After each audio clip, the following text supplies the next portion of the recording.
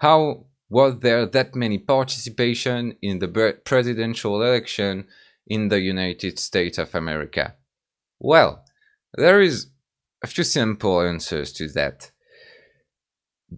The saddest part is that the answer for the Democrat Party participation is the simplest one. For the Republicans, it's a bit more complex. For the Republicans, it's a grand scheme made by the media to constantly lie, to constantly manipulate information, and to create a vision of America that makes it impossible for anyone that believes in it not to be active in politics. So there is the supposedly Antifa protest. They are supposedly Antifa protest because they are mainly organic popular movement, not Antifa protest. And even though they were Antifa, Antifa is an ideology, not an organization. So there is the lie about Antifa and how violent they are that energized the Republican base into believing that they got to participate into politics because they got to have Trump to crack down even harder on those protests because they don't care about the right to protest. No, they don't have that much to protest about, apparently.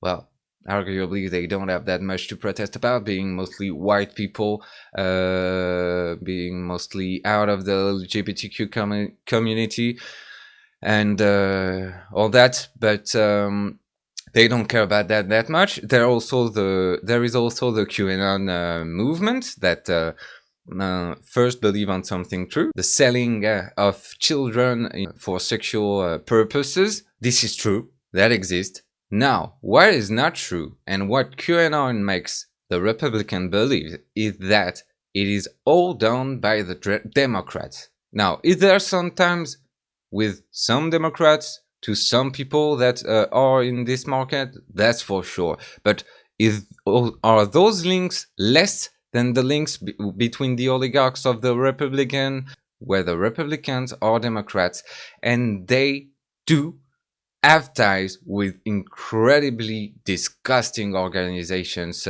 such as these black markets organizations?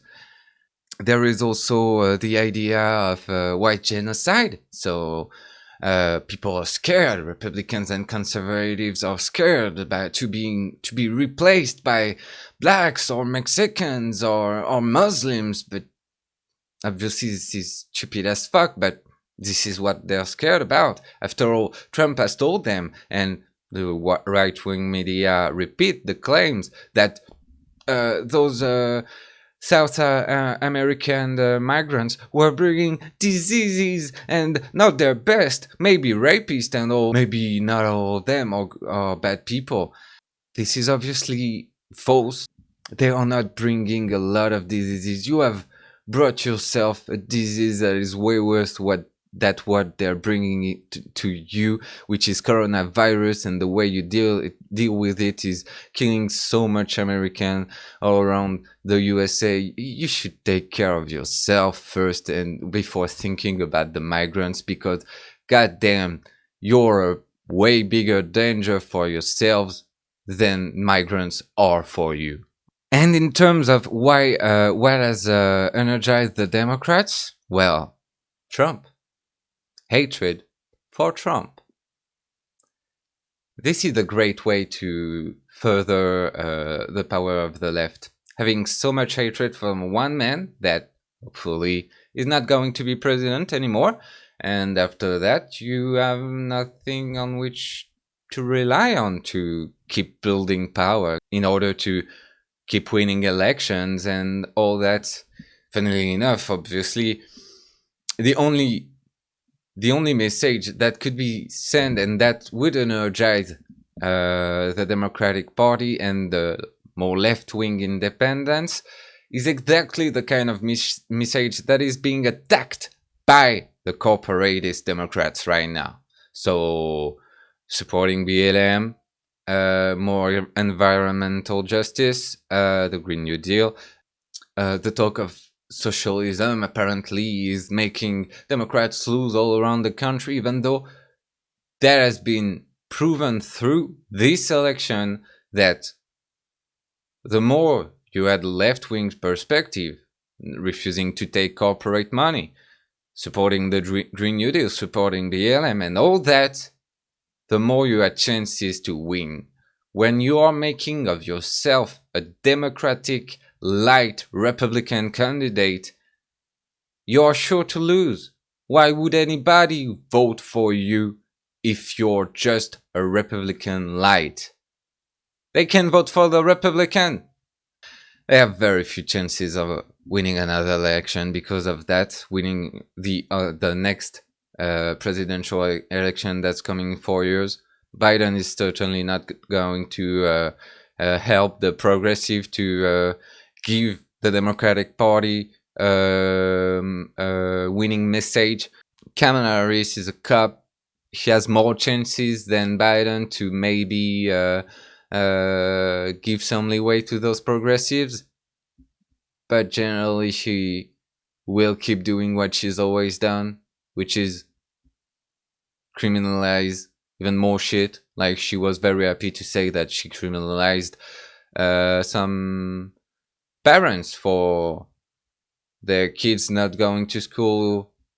So yeah, she was very happy to talk about that. If your kid is not going to school, I propose that the parents got a punition about that, even though might be many different factors about why the parents aren't able to send their kids to school, but she doesn't care about that. She doesn't care about favorizing the kids going to school. She cares about punishing the people that are not sending their kids to school, or that are not able to send their kids to school.